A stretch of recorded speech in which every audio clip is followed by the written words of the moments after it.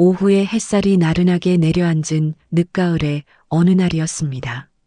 서울의 번잡함을 뒤로하고 끝없이 이어진 지방의 구불구불한 국도를 미끄러지듯 달리는 최고급 검은색 세단 안에는 대한민국 굴지의 대기업을 이끄는 60 중반의 최 회장이 깊은 상념에 잠겨 있었죠.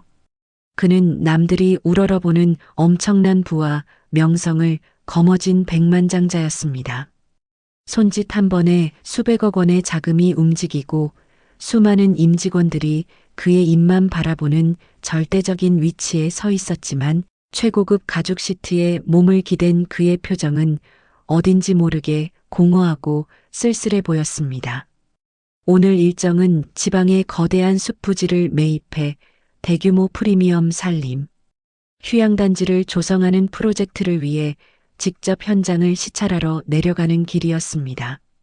평생을 콘크리트 빌딩 숲에서 숫자와 서류, 그리고 무한한 경쟁 속에서만 살아온 그였지만 나이가 들수록 화려한 도심의 네온사인보다는 인적이 드문 한적하고 고요한 자연의 풍경에 자꾸만 마음이 끌리곤 했습니다.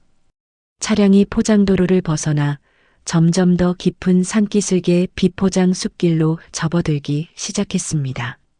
차창을 아주 조금 내리자 도심에서는 결코 맡을 수 없는 흙냄새와 서늘하고 맑은 숲의 공기가 밀려 들어왔습니다. 이름 모를 산새들의 청아한 지저김, 바람에 스치는 수많은 나뭇잎들의 사각거리는 소리, 그리고 아주 멀리서 아스라이 들려오는 차가운 계곡물의 소리가 차 안을 가득 채웠습니다. 숲에서 들려오는 그 다채롭고 평화로운 소리들을 가만히 듣고 있자니 최 회장의 굳어있던 미간이 조금씩 펴지며 복잡했던 머릿속이 기분 좋게 맑아지는 것을 느낄 수 있었죠. 아주 오래전 그가 가진 것 하나 없던 서툰 청춘이었을 때도 그는 이런 고즈넉한 숲길을 걷는 것을 참 좋아했습니다. 숲이 들려주는 소리에 귀를 기울이고 있으면 세상의 시름이 잊히고 왠지 모를 깊은 위안을 얻곤 했으니까요. 하지만 성공이라는 단 하나의 목표를 향해 피도 눈물도 없이 내달리면서 그런 소박한 감성조차 사치가 되어버린 지 오래였습니다. 비포장도로의 거친 덜컹거림이 계속되었지만 그는 눈을 감은 채 그 진동 속에서 알 수 없는 아련한 향수에 젖어들었습니다. 회장님, 식사 시간이 훌쩍 지났는데 이 깊은 산골 주변에는 마땅히 모실 만한 정갈한 식당이 보이지 않습니다. 저기 길모퉁이에 있는 작은 낡은 밥집이라도 괜찮으시겠습니까? 운전대를 잡은 수행비서가 조심스럽게 룸미러를 살피며 물었습니다. 최 회장은 손목에 찬 수천만 원짜리 명품 시계를 내려다보았습니다. 벌써 오후 2시를 훌쩍 넘긴 시간이었죠. 아침부터 이어진 빡빡한 회의 일정 탓에 물 한 모금 제대로 마시지 못하고 강행군을 한 터라 속이 꽤 쓰려오고 있었습니다. 평소에 그였다면 철저하게 위생이 보장된 고급 한정식집이나 인류, 호텔 레스토랑이 아니면 아예 발걸음조차 하지 않았을 테지만 오늘은 이상하게도 창밖으로 보이는 저 허름한 식당의 모습이 묘하게 그의 시선을 사로잡았습니다. 괜찮네. 일정도 바쁜데 오늘은 저곳에서 간단히 욕이나 하고 다시 출발하지. 그의 허락이 떨어지자 거대한 검은색 세단은 길가에 세워진 녹슨 간판 앞에 부드럽게 멈춰 섰습니다. 간판에는 세월의 풍파를 고스란히 맞은 듯 페인트 칠이 다 벗겨진 글씨로 소담 밥집이라는 이름이 적혀 있었습니다. 차에서 내린 최 회장은 옷매무새를 가다듬으며 식당의 외관을 천천히 둘러보았습니다. 빛바랜 슬레이트 지붕 아래로 세월의 흔적이 묻어나는 낡은 미닫이 나무 문이 있었고 식당 주변으로는 크고 작은 화분들이 옹기종기 모여 있었습니다. 비록 낡고 초라한 외관이었지만 화분의 잎사귀들은 생기가 넘쳤고 주변은 먼지 하나 없이 아주 정갈하게 관리되어 있었죠. 미닫이 문을 드르륵 열고 안으로 들어서자 가마솥에서 푹 고아낸 듯한 깊고 진한 소고기, 육수 냄새와 따뜻한 밥 짓는 냄새가 훅 끼쳐왔습니다. 바깥의 쌀쌀한 공기와 대비되는 그 훈훈한 온기에 최 회장은 저도 모르게 깊은 숨을 들이마셨습니다. 식당 내부는 밖에서 짐작했던 것보다 훨씬 더 아담하고 소박한 공간이었습니다. 세월의 손때가 묻어 반질반질하게 윤이 나는 낡은 나무 테이블이 대여섯 개 정도 간격을 두고 놓여 있었고 벽면에는 주인이 직접 꾹꾹 눌러 쓴 듯한 메뉴판이 삐뚤빼뚤하게 붙어 있었죠. 점심시간이 한참 지나버린 애매한 시간대라 그런지 식당 안은 무척 한산했습니다. 구석자리에서 막걸리 한 사발을 나누며 조용히 담소를 나누는 동네 어르신 두 분을 제외하고는 다른 손님은 보이지 않았습니다. 최고급 이탈리아제 맞춤 정장을 차려입고 윤이 나는 구두를 신은 백만장자 최 회장과 건장한 체격에 각 잡힌 정장을 입은 수행비서가 들어서자 그 이질적이고 압도적인 풍경에 어르신들이 대화를 멈추고 힐끔 쳐다보았지만 이내 고개를 돌렸습니다. 최 회장은 식당에서 가장 안쪽 창밖으로 울창한 숲길과 계곡이 훤히 내다보이는 자리에 조용히 다가가 앉았습니다. 테이블 위에는 오래된 스테인리스 수저통과 낡은 냅킨 곽이 가지런히 놓여 있었죠. 딱딱한 플라스틱 의자는 조금 불편했지만 이상하게도 그의 마음만은 그 어느 화려한 최고급 레스토랑에 앉아 있을 때보다 평온하게 가라앉고 있었습니다. 그때 주방 쪽에서 누군가 총총걸음으로 걸어오는 경쾌한 소리가 들려왔습니다. 어서 오세요. 늦은 시간인데 식사 가능합니다. 무척이나 맑고 명랑한 목소리와 함께 허리에 하얀 앞치마를 두른 젊은 여직원이 테이블로 다가왔습니다. 20살 남짓되어 보이는 아주 앳된 얼굴의 직원은 화장기 하나 없이 수수한 모습이었지만 두 눈망울만큼은 밤하늘의 별처럼 반짝이고 있었죠. 가지런히 뒤로 묶은 머리카락과 단정하고 깔끔한 옷차림, 그리고 무엇보다 입가에 가득 머금은 환하고 다정한 미소가 보는 사람의 기분마저 단숨에 밝아지게 만드는 묘하고 따뜻한 매력을 지니고 있었습니다. 최 회장은 벽에 붙은 메뉴판을 쓱 한번 훑어보고는 특유의 낮고 담담한 목소리로 입을 열었습니다. 여기 소고기 국밥 2그릇 주시겠어요? 먼 길을 와서 속이 차가우니 따뜻하게 끓여서 내어주면 고맙겠습니다. 네, 소고기 국밥 2그릇이요. 금방 맛있게 푹 끓여서 내어드릴게요. 직원이 생긋 웃으며 친절하게 주문을 받았습니다. 그리고는 앞치마 앞주머니에 손을 넣어 주문을 적을 작은 낡은 수첩과 펜 하나를 꺼내 들었죠. 바로 그 찰나의 순간이었습니다. 최 회장의 무심한 시선이 직원의 손에 들린 그 작은 펜에 머무는가 싶더니 이내 커다란 둔기에 머리를 강하게 얻어맞은 사람처럼 숨을 멈추고 온몸이 딱딱하게 굳어버리고 말았습니다.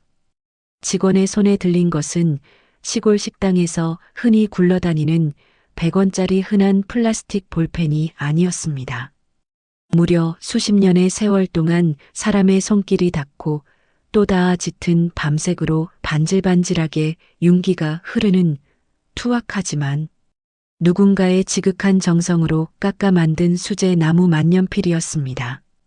게다가 최 회장의 눈동자를 미친 듯이 흔들리게 만든 것은 그 나무 펜의 손잡이 끝부분이었습니다.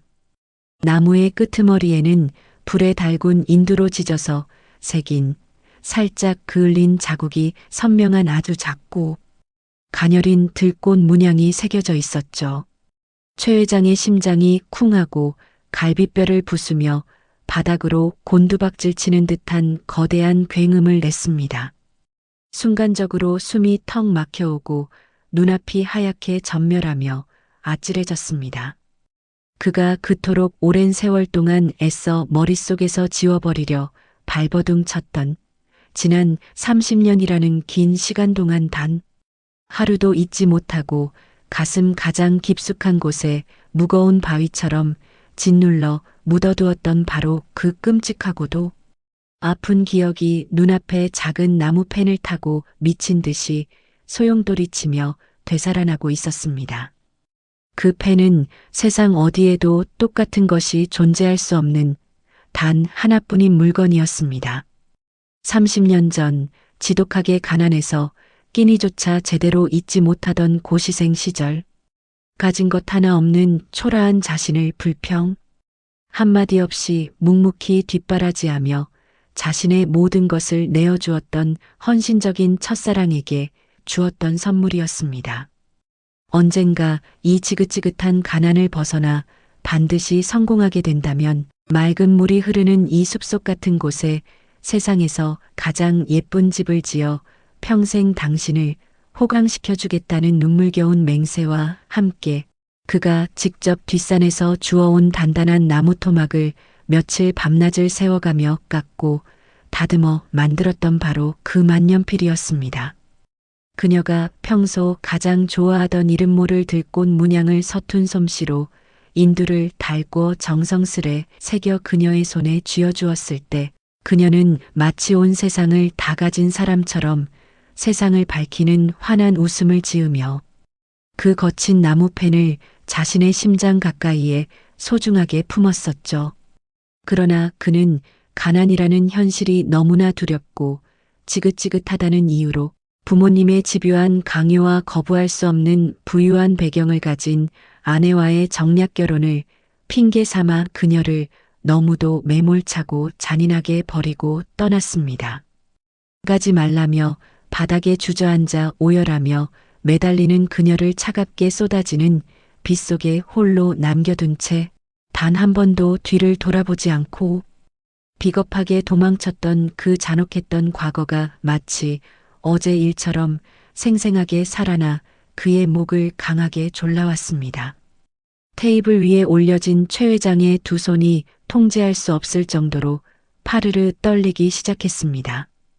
그의 핏발이 붉게 선 두 눈동자는 오직 직원의 하얀 손에 쥐어진 오래된 나무 펜에만 짐승처럼 고정되어 있었죠. 옆에 서 있던 수행 비서가 회장님의 심상치 않은 창백한 안색과 떨림을 살피며 다급하게 회장님, 어디 불편하십니까? 하고 물었지만 최 회장의 귀에는 이미 세상의 어떠한 소리도 들리지 않았습니다.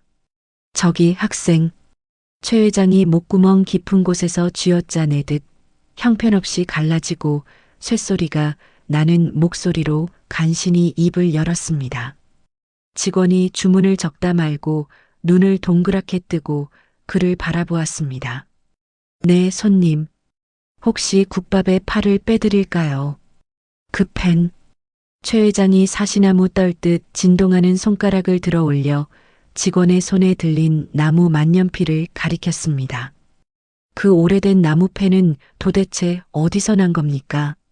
몹시 당황스럽고 절박해 보이는 최 회장의 태도에 직원은 살짝 어리둥절한 표정을 지었지만 이내 자신의 손에 쥔 낡은 펜을 아주 소중하고 부드럽게 어루만지며 세상에서 가장 환하고 자랑스러운 미소를 지어 보였습니다.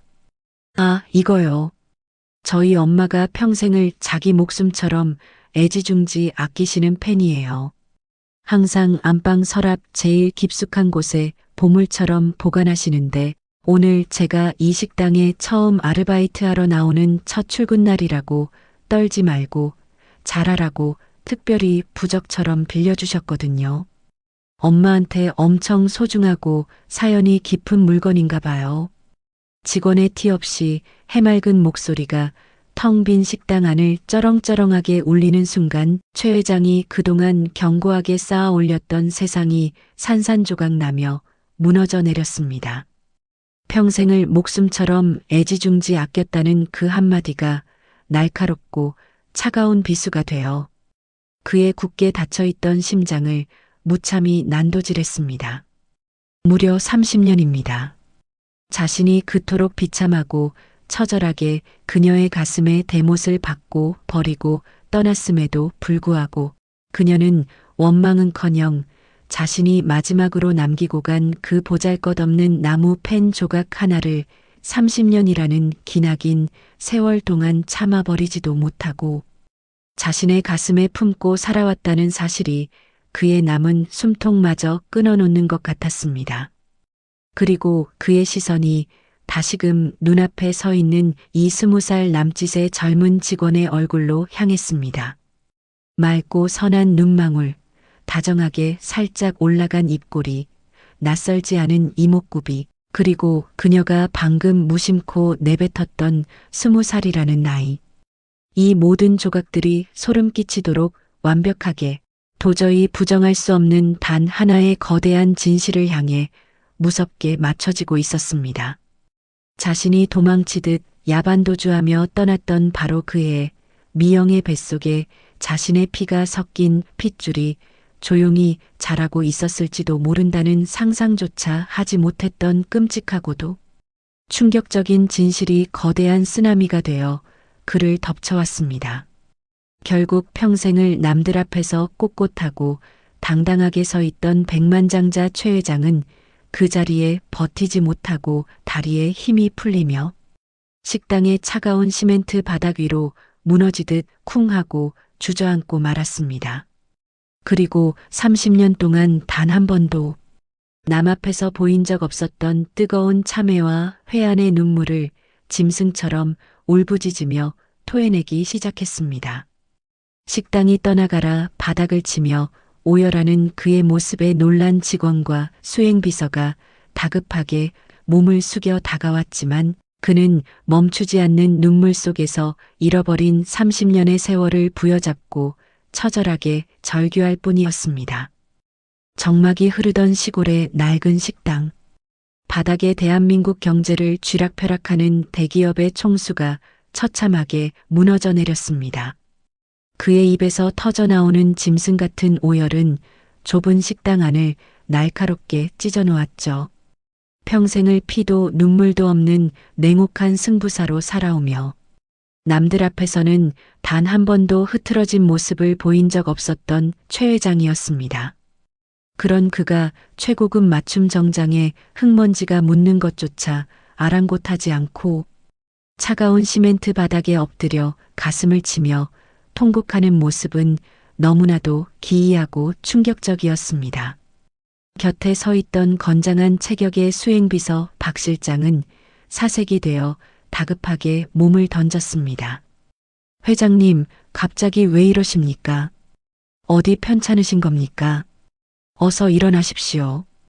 박 실장이 최 회장의 팔을 부축해 억지로 일으켜 세우려 했지만 최 회장은 남은 힘을 다해 그의 손을 거칠게 뿌리쳤습니다.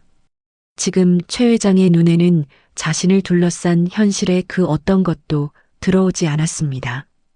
오직 눈물로 얼룩진 시야 끝에 걸린 20살.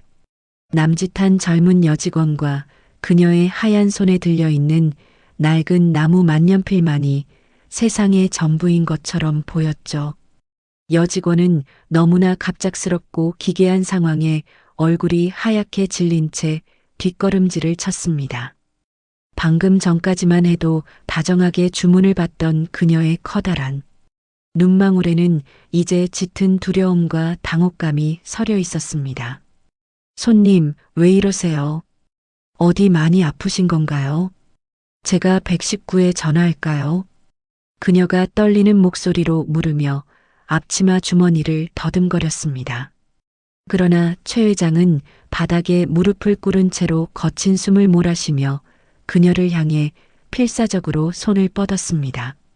멈추지 않는 눈물 때문에 앞이 제대로 보이지 않았지만 그는 젖은 목소리를 쥐어짜 내어 간절하게 물었습니다. 학생, 이름이 뭡니까? 올해 나이가 정확히 어떻게 됩니까? 핏발이 선 눈으로 자신을 빤히 올려다보며 묻는 중년 남성의 절박한 태도에 직원은 침을 꼴깍 삼켰습니다. 저는 서은이라고 해요. 올해 갓 20살이 되었고요. 그런데 도대체 왜 제 이름과 나이를 묻는 거세요? 은희, 20살. 그 두 단어가 최 회장의 고막을 찢고 들어와 뇌리에 깊숙이 박혔습니다. 심장이 터져버릴 것 같은 끔찍한 고통과 함께 30년 전 자신이 저질렀던 돌이킬 수 없는 죄악이 눈앞에 지옥불처럼 번져나갔습니다.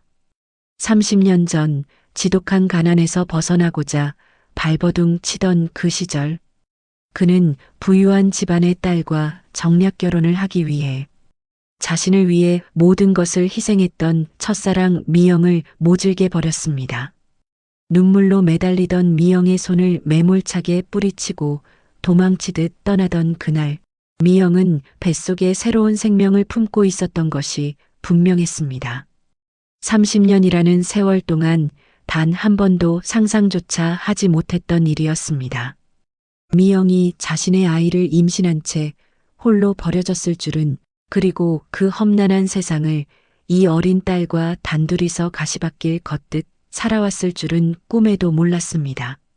최 회장의 억장이 무너져 내렸습니다. 자신이 그토록 화려한 조명 아래서 배불리 먹고 남부럽지 않은 부를 누리며 떵떵거리는 동안 자신이 버린 첫사랑과 핏줄은 이 산골짜기 외진 식당에서 힘겹게 생계를 이어가고 있었다는 사실이 견딜 수 없는 끔찍한 형벌처럼 느껴졌습니다. 그 나무팬. 최 회장이 피가 맺힌 입술을 파르르 떨며 다시 입을 열었습니다.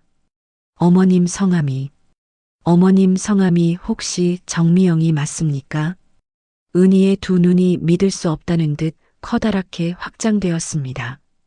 어떻게 저희 엄마 이름을 아세요? 저희 엄마를 아시는 분이세요.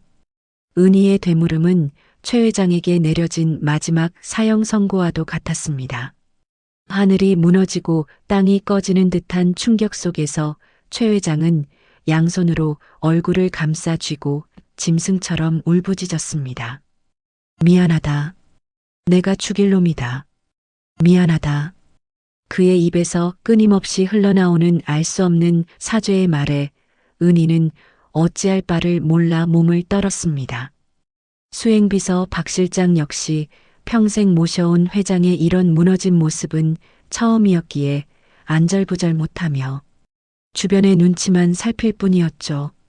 식당 한 구석에서 막걸리를 마시던 동네 어르신들도 젓가락을 내려놓고 입을 떡 벌린 채 이 숨막히는 광경을 경악어린 시선으로 지켜보고 있었습니다. 바로 그때였습니다. 식당 주방 쪽에서 철제 미닫이 문이 드르륵하고 거칠게 열리는 소리가 들렸습니다. 동시에 비닐봉지를 바스락거리는 소리와 함께 누군가 급하게 걸어 나오는 기척이 느껴졌죠. 은희야, 밖이 왜 이렇게 소란스럽니다. 무슨 일 있어?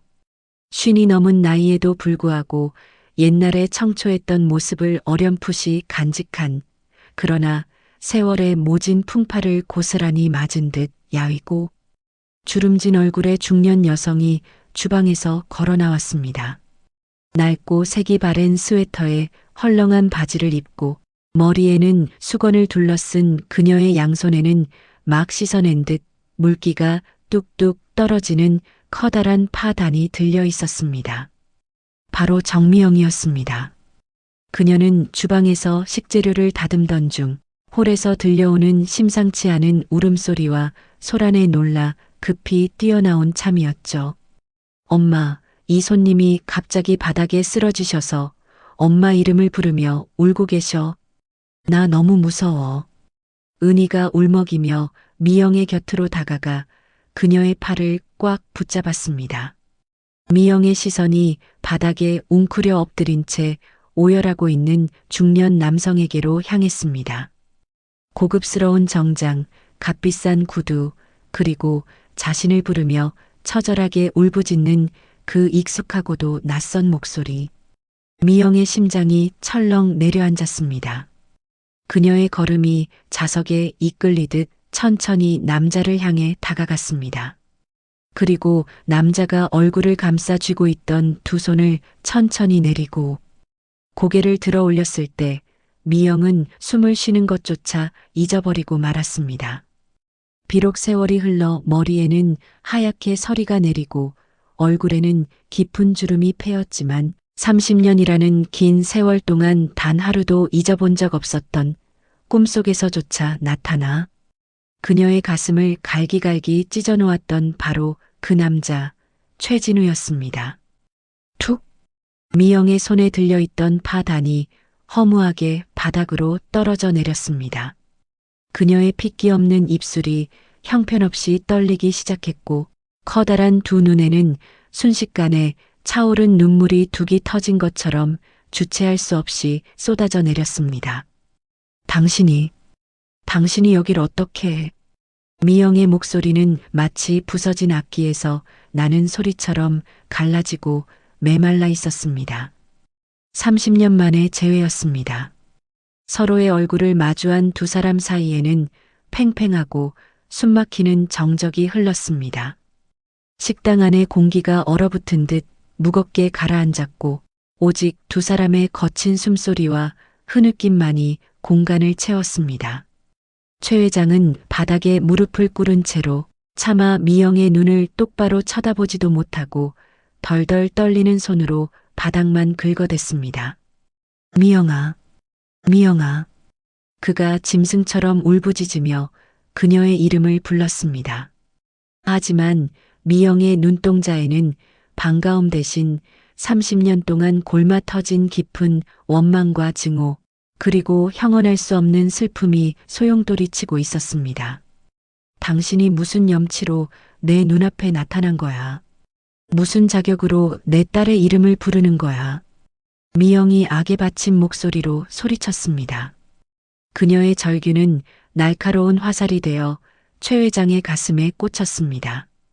미안해. 내가 잘못했어. 내가 짐승만도 못한 놈이었어. 미영아, 제발 나를 용서해줘. 최 회장이 바닥에 이마를 찌우며 피를 토하듯 사죄했습니다. 하지만 미영은 차갑게 돌아서며 은희의 손을 낚아챘습니다. 은희야, 당장 주방으로 들어가. 저 사람하고 엮이지 마. 영문을 모르는 은희는 엄마의 거센 손길에 이끌려 주방 쪽으로 뒷걸음질을 쳤지만 그녀의 시선은 여전히 바닥에서 오열하는 최 회장과 엄마 사이를 불안하게 오가고 있었습니다. 은희의 손에 쥐어진 오래된 나무펜이 그녀의 떨림을 타고 미세하게 흔들렸습니다. 30년 전 엇갈려버린 두 사람의 지독한 운명이 이 작은 산골 식당에서 그 보잘것없는 나무펜 하나로 인해 다시 무섭게 맞물려 돌아가기 시작했습니다. 돌이킬 수 없는 끔찍한 후회와 용서받지 못할 죄악, 그리고 평생을 숨겨온 충격적인 비밀이 한데 엉켜 터져 나오기 직전의 아슬아슬하고 폭발적인 긴장감이 식당 안을 가득 채우며 다음 순간을 기다리고 있었습니다. 미영의 거칠고 다급한 손길에 억지로 이끌려 주방 쪽으로 밀려가던 은희는 도저히 영문을 모르겠다는 듯 완강하게 버티며 자리에 멈춰섰습니다. 엄마, 대체 왜 이래? 저 손님 대체 누구야? 왜 엄마 이름을 부르면서 무릎을 꿇고 우는 건데? 은희의 가늘게 떨리는 목소리에는 평생 단 한 번도 겪어보지 못한 거대한 혼란과 두려움이 가득 차 있었습니다. 20살 평생 자신과 엄마의 삶에 이렇게 비싼 옷을 입고 엄청난 검은색 승용차를 타고 다니는 사람이 얽혀 있을 것이라고는 상상조차 해본 적이 없었기 때문이죠. 게다가 엄마의 저렇게 창백하게 질린 얼굴과 악에 받친 눈빛은 태어나서 처음 보는 것이었습니다. 미영은 딸의 질문에 대답조차 하지 못한 채 그저 파르르 떨리는 입술을 꽉 깨물며 은희를 자신의 등 뒤로 억세게 밀어넣을 뿐이었습니다. 마치 거대한 맹수로부터 자신의 유일한 새끼를 지켜내려는 어미의 본능처럼 그녀의 낡은 스웨터 자락이 애처롭게 흔들리고 있었습니다. 차가운 시멘트 바닥에 엎드려 짐승처럼 오열하던 최 회장은 핏발이 선 두 눈을 치켜뜨고 비틀거리며 자리에서 일어났습니다. 수천만 원을 호가하는 최고급 이탈리아제 맞춤 정장의 무릎에는 식당 바닥에 시커먼 흙먼지와 얼룩이 흉하게 들러붙어 있었지만 지금 그에게 그런 알량한 체면 따위는 아무런 의미가 없었죠. 평생을 그림자처럼 보좌해온 수행비서 박 실장이 사색이 된 얼굴로 달려들어 회장님, 제발 진정하십시오. 심장도 안 좋으신 분이 이러다 큰일 나십니다 하며 그의 팔을 강하게 부축하려 했습니다. 하지만 최 회장은 남은 온 힘을 다해 박 실장의 손을 거칠게 뿌리쳤습니다. 내 몸에 손대지 마. 낮고 쉰 목소리로 짐승처럼 으르렁거린 최 회장의 시선은 오직 주방문 앞을 가로막고 선 미영에게로만 처절하게 고정되어 있었습니다. 그의 두 다리는 금방이라도 꺾일 듯 위태롭게 휘청거렸지만 그는 마치 보이지 않는 밧줄에 끌려가듯 한 걸음 미영을 향해 무거운 발걸음을 내디뎠습니다. 오지 마. 거기서 단 한 발자국이라도 더 다가오면 내 손에 죽을 줄 알아. 미영이 식당이 떠나가라 날카로운 비명을 지르며 뒤로 물러섰습니다.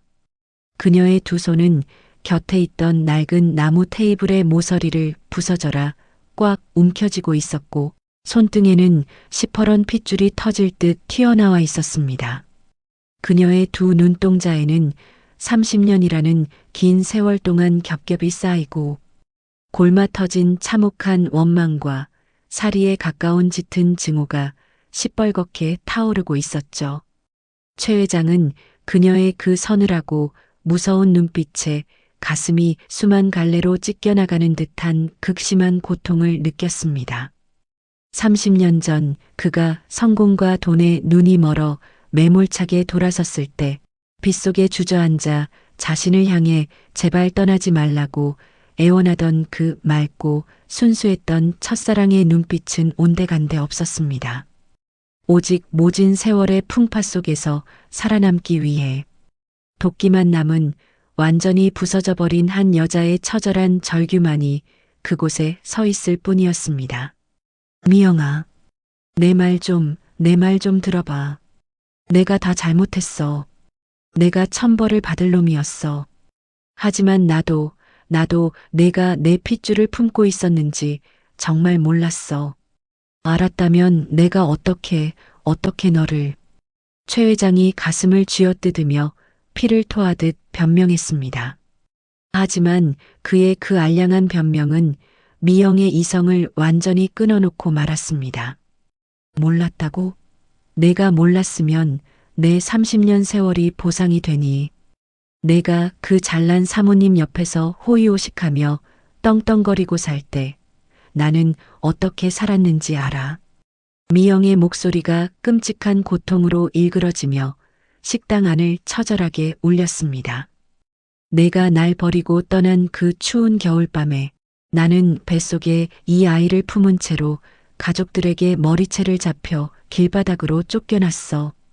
배운 것 없고 가진 것 없는 미혼모가 이 험한 세상에서 어떻게 살아남았을 것 같아. 남들이 먹다 버린 음식 쓰레기통을 뒤지며 줄인 배를 채웠고 살을 애는 한겨울에도 난방 하나 안 되는 냉골 단칸방에서 피가 나도록 남의 집 허드렛 일을 하며 버텼어. 애 낳을 돈이 없어서 그 차가운 방바닥에서 혼자 이빨을 꽉 깨물고 피를 쏟으며 이 아이를 낳았어. 내 손 좀 봐. 내 손 좀 보라고. 미영이 울부짖으며 자신의 두 손을 허공으로 거칠게 들어 올렸습니다. 그녀의 손은 20살 시절의 그 곱고 보드랍던 손이 아니었습니다. 지독한 동상과 고된 노동으로 인해 마디마디가 굵게 변형되고 곳곳에 굳은 살과 흉터가 가득한 도저히 여자의 손이라고는 믿기 힘들 정도로 참혹하게 망가진 거친 손이었죠. 최 회장은 그녀의 그 참혹한 두 손을 보는 순간 숨이 턱 막히며 눈앞이 새하얘졌습니다. 자신이 그토록 아름답다고 입을 맞추며 언젠가 이 손에 물 한 방울 묻히지 않게 해주겠다고 맹세했던 그 손이었습니다.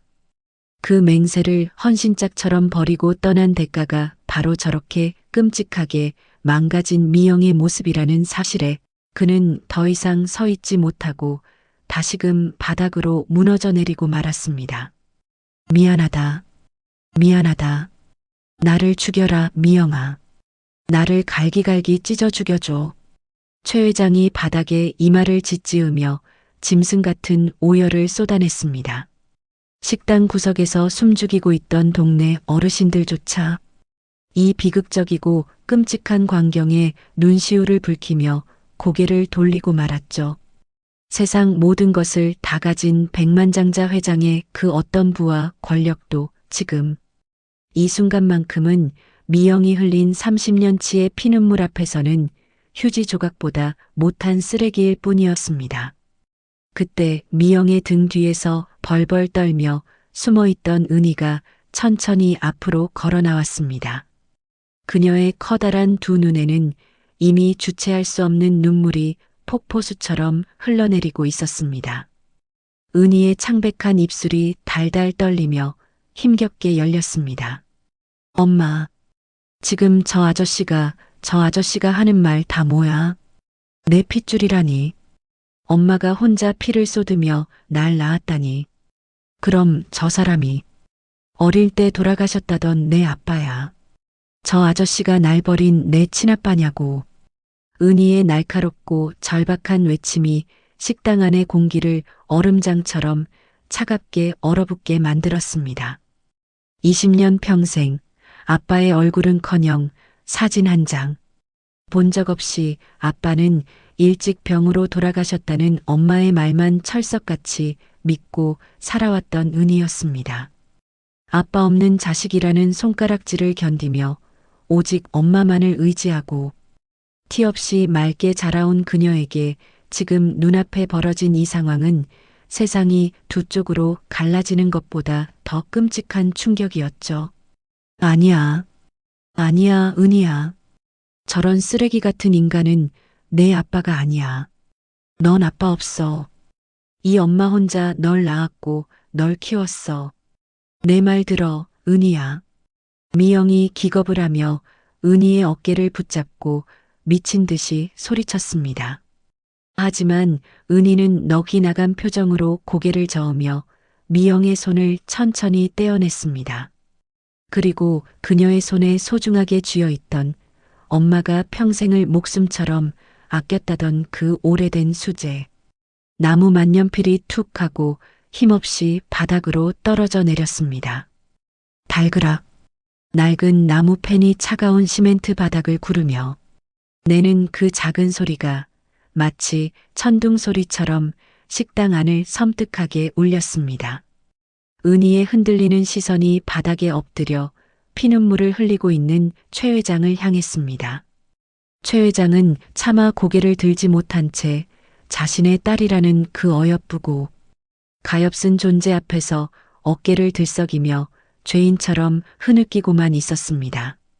30년의 끔찍한 비밀과 엇갈린 운명이 마침내 가장 잔인하고 폭력적인 방식으로 그 실체를 드러낸 채 세 사람의 숨통을 무자비하게 조여오고 있었습니다. 바닥을 뒹굴며 차가운 마찰음을 내던 낡은 나무 만년필이 마침내 움직임을 멈추자 좁고 허름한 식당 안에는 마치 세상의 모든 소리가 증발해버린 듯 기괴하고도 무거운 정막만이 깊게 내려앉았습니다. 창문 틈새로 스며든 늦가을의 차가운 바람만이 낡은 미닫이 문을 미세하게 흔들며 쓸쓸한 소리를 낼 뿐이었죠.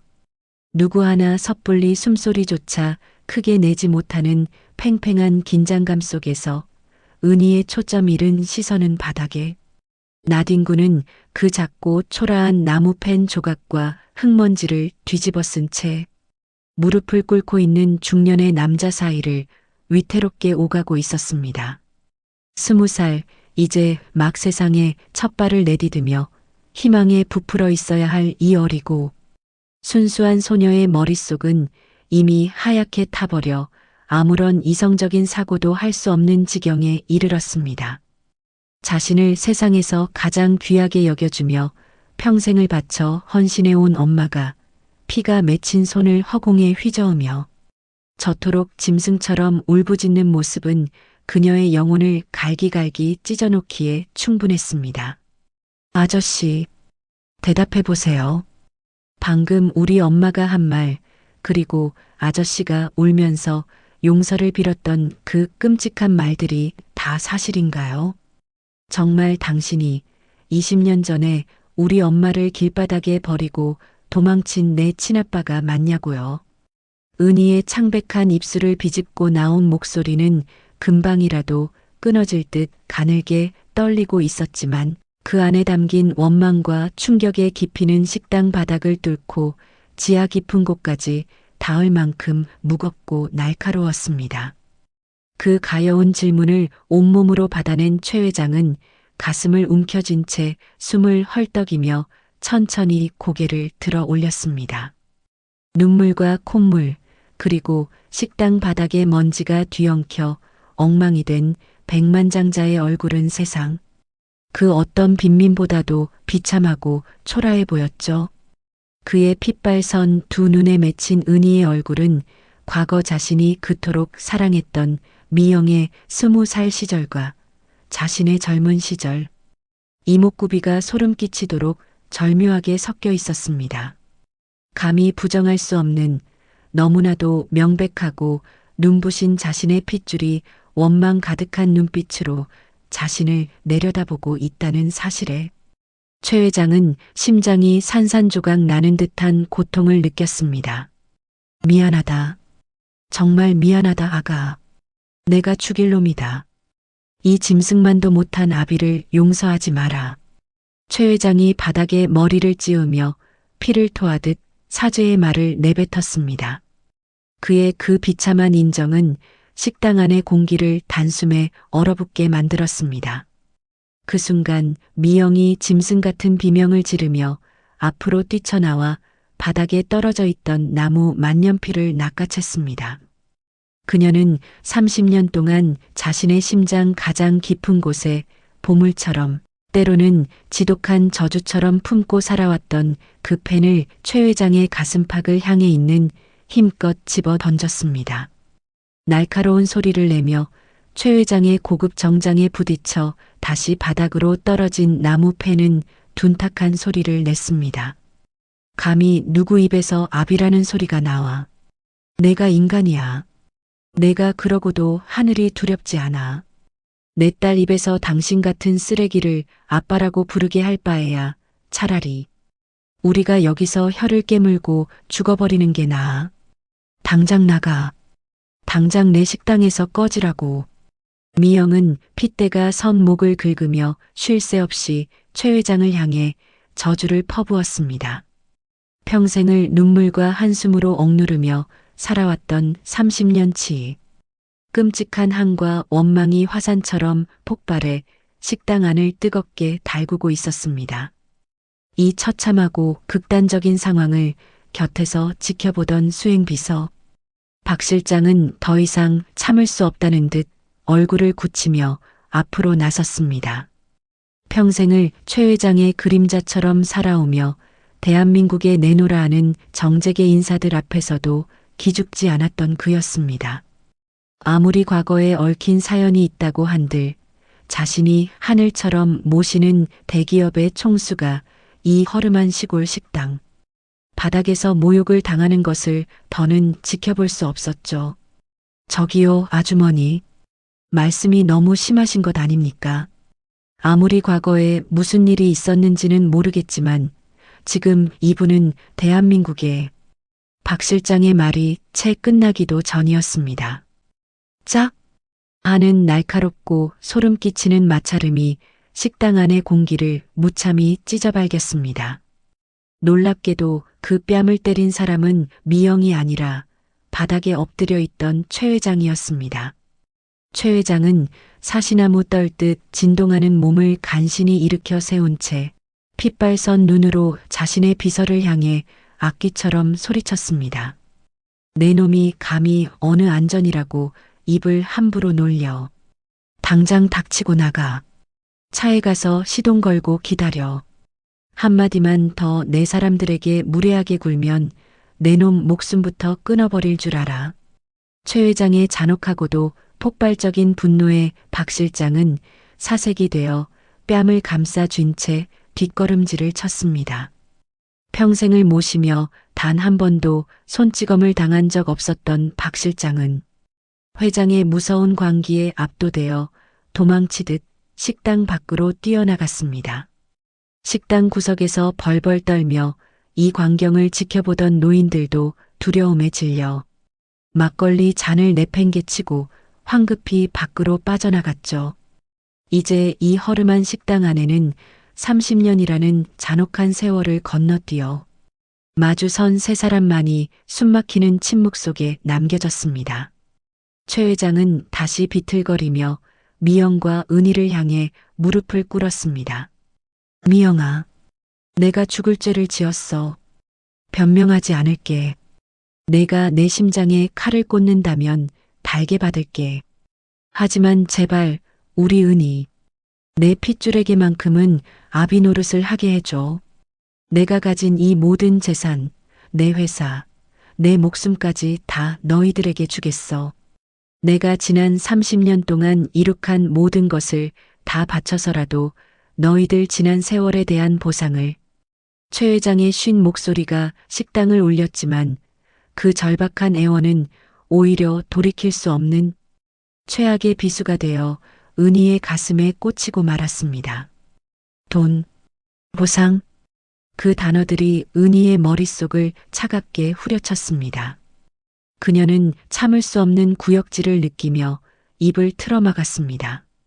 역겨워요. 정말 끔찍하고 역겨워요. 당신이라는 사람이. 은희의 눈에서 굵은 눈물방울이 뚝뚝 떨어져 내렸습니다. 우리 엄마가 한겨울에 난방도 안 되는 냉골에서 손발이 얼어 터지도록 남의 집 쓰레기를 치우며 날 키울 때 내가 운동화 한 켤레 살 돈이 없어서 한겨울에 발가락에 동상이 걸려 울고 있을 때 당신은 따뜻한 방에서 그 더러운 돈을 세며 살았겠죠. 그래놓고 이제 와서 그 알량한 돈으로 우리 엄마의 30년 피눈물을 닦아주겠다고요. 20년 동안 단 한 번도 불리지 못했던 아빠라는 자리를 돈으로 사겠다고요. 더러워요. 당신 돈 따위 필요 없어. 당신 같은 짐승은 내 아빠가 아니야. 은희는 이마에 핏대를 세우며 최 회장을 향해 귀가 찢어질 듯한 비명을 질렀습니다. 평생을 착하고 순종적으로만 살아왔던 딸의 입에서 터져나온 가장 잔인하고도 슬픈 저주였습니다. 은희는 더 이상 이 끔찍한 공간에서 단 1초도 숨을 쉴 수가 없었습니다. 눈앞에 무릎 꿇고 있는 저 늙고 초라한 백만장자가 자신의 몸에 흐르는 피의 절반을 물려준 친아버지라는 사실이 벌레가 기어다니는 것처럼 소름 끼치고 원망스러웠습니다. 엄마, 나 숨이 막혀서 여기서 죽어버릴 것 같아. 은희가 오열하며 식당의 낡은 미닫이 문을 거칠게 열어젖혔습니다. 그리고는 매서운 산바람이 불어오는 늦가을의 차가운 숲길을 향해 뒤도 돌아보지 않고 미친 듯이 뛰쳐나가기 시작했습니다.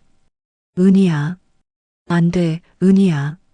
미영이 딸의 이름을 부르짖으며 앞치마를 집어 던지고 필사적으로 그 뒤를 쫓아 달려나갔습니다. 열린 식당 문 밖으로 차가운 바람이 거세게 몰아쳤습니다. 최 회장은 눈물로 얼룩진 시야 속에서 멀어져 가는 딸과 첫사랑의 뒷모습을 보며 절망적으로 손을 뻗었습니다. 가지 마라. 은희야, 미영아. 내가 잘못했다. 제발 나를 버리지 마라. 그가 바닥을 짚고 비틀거리며 일어나 그들의 뒤를 쫓으려던 찰나였습니다.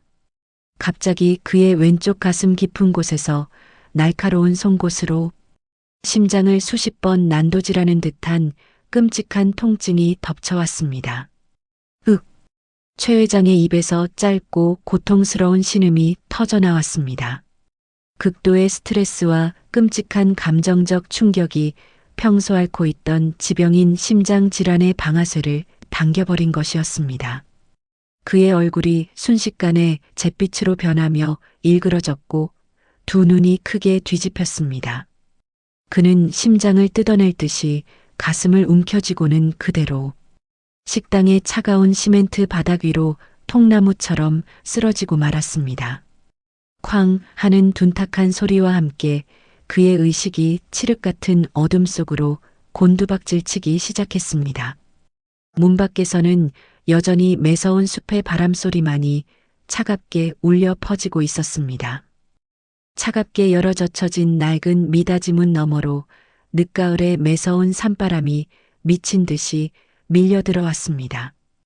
텅 빈 식당 바닥에는 대한민국 경제의 거대한 축을 담당하는 대기업의 총수, 최 회장이 싸늘한 시멘트 바닥에 얼굴을 묻은 채 미동조차 하지 않고 쓰러져 있었죠. 그의 한 손은 왼쪽 가슴의 셔츠 자락을 금방이라도 찢어발길 듯이 꽉 움켜쥐고 있었고 다른 한 손에는 은희가 떨어뜨리고 간 그 낡은 수제 나무 만년필이 부서져라 쥐어져 있었습니다. 방금 전까지 미영과 은희를 향해 무릎을 꿇고 피를 토하듯 사죄하던 그 거대한 남자의 모습은 온데간데 없고 그저 숨을 헐떡이며 죽음의 문턱을 헤매는 초라하고 가여운 한 인간만이 남겨져 있을 뿐이었습니다. 평생을 수만 명의 직원을 호령하고 수백억의 돈을 휴지 조각처럼 주무르며 살아온 백만장자였지만 지금 이 순간 그를 구원해 줄 수 있는 것은 그가 가진 알량한 권력도 천문학적인 재산도 아니었습니다. 식당 밖으로 쫓겨나 뺨을 감싸 쥐고 차가운 산바람을 맞으며 서성거리던 수행비서 박 실장은 등 뒤에서 들려온 둔탁하고 끔찍한 파열음에 본능적으로 고개를 돌렸습니다. 불길한 예감에 사로잡혀 헐레벌떡 식당 안으로 뛰어들어온 그의 두 눈에 가장 먼저 들어온 것은 뭔지 구덩이 속에 고꾸라져 사색이 되어버린 최 회장의 처참한 모습이었습니다. 박 실장의 심장이 바닥으로 쿵 하고 떨어져 내렸습니다. 평소 심장 질환을 앓고 있어 하루에도 몇 번씩 약을 챙겨 드셔야 했던 분이 극도의 감정적 충격과 스트레스를 견디지 못하고 기어이 쓰러지고 만 것이었죠. 박 실장은 구두가 벗겨지는 것도 모른 채 바닥으로 슬라이딩하듯 미끄러져 최 회장의 곁으로 다가갔습니다. 회장님, 눈 좀 떠보십시오. 제발 정신 좀 차려보십시오, 회장님. 박 실장이 사시나무 떨듯 진동하는 두 손으로 최 회장의 넥타이를 거칠게 풀어헤치며 짐승처럼 울부짖었습니다.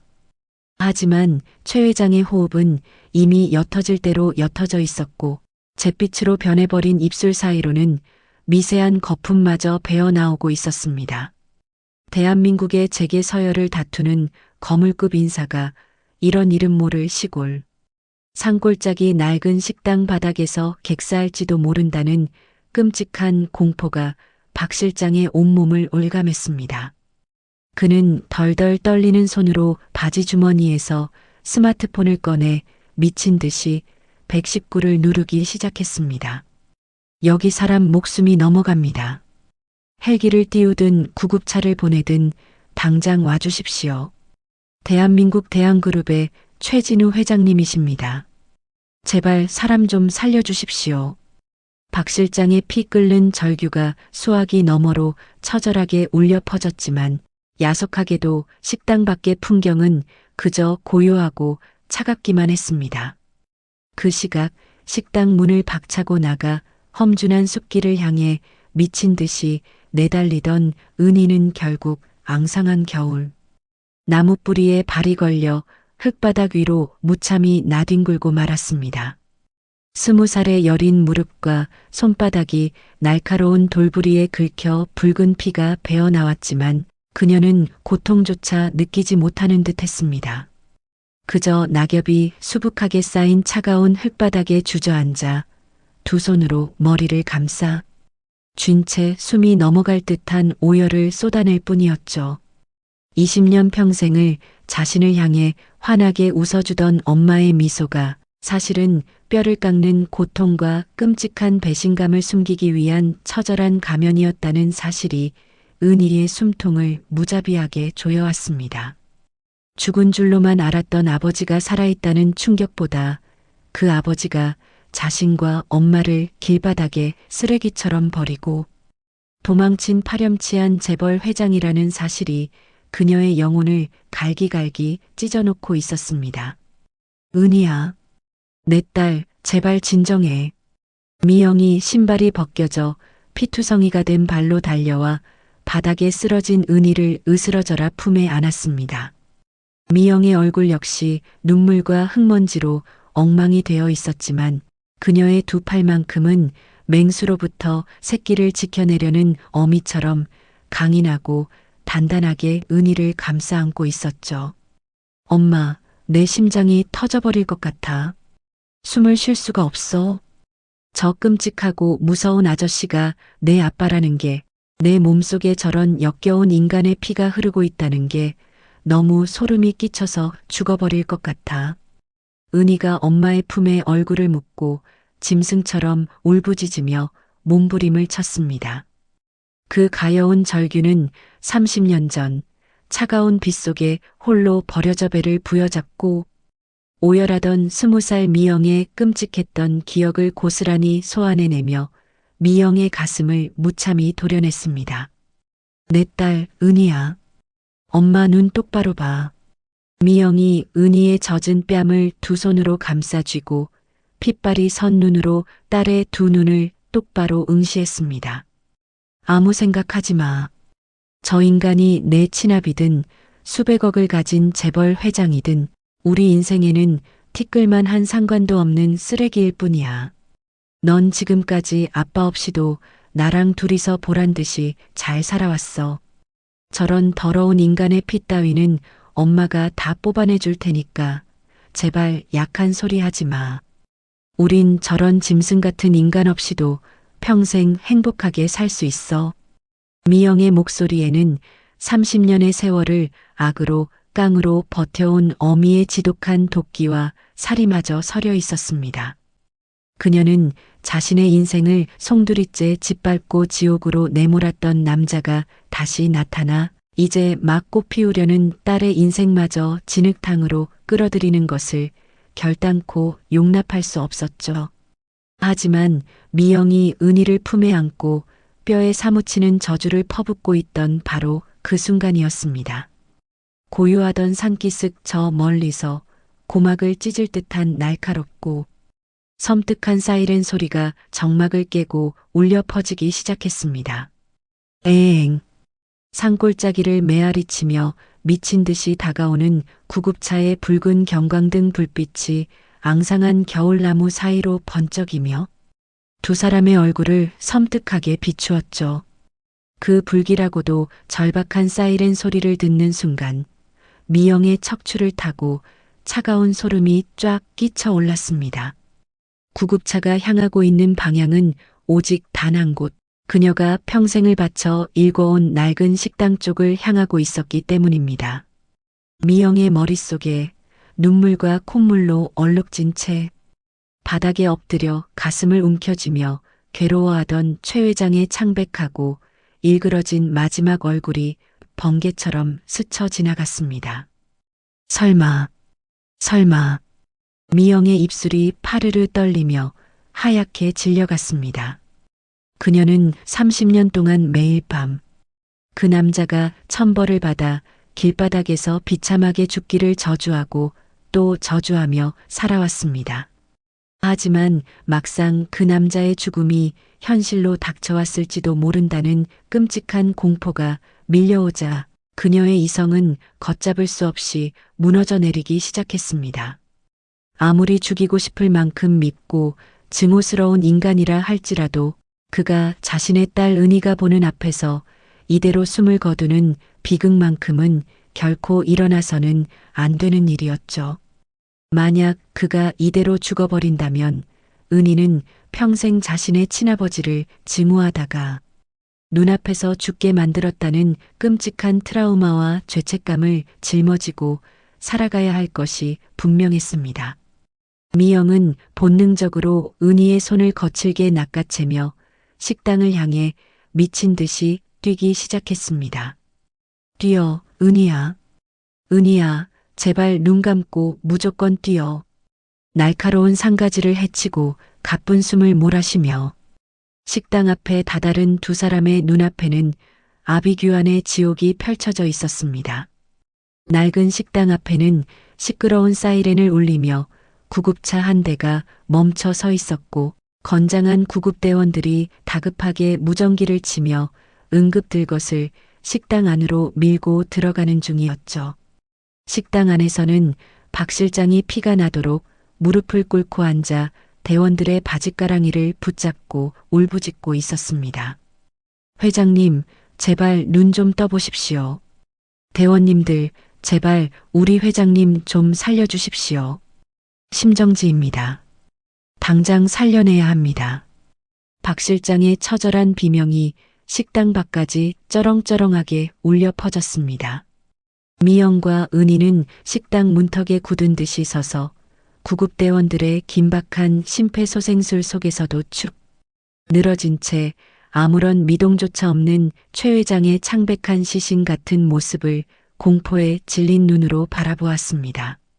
세상의 모든 부귀영화를 쥐고 흔들던 백만장자의 마지막 모습이라고는 도저히 믿기지 않을 만큼 끔찍하고도 허무한 광경이었습니다. 환자분 의식 없습니다. 응급산소 마스크 씌우고 당장 제일 큰 대학병원 응급실로 이송합니다. 구급대원의 다급한 외침과 함께 흙먼지를 뒤집어 쓴 최 회장의 몸이 차가운 들것 위로 실려 나왔습니다.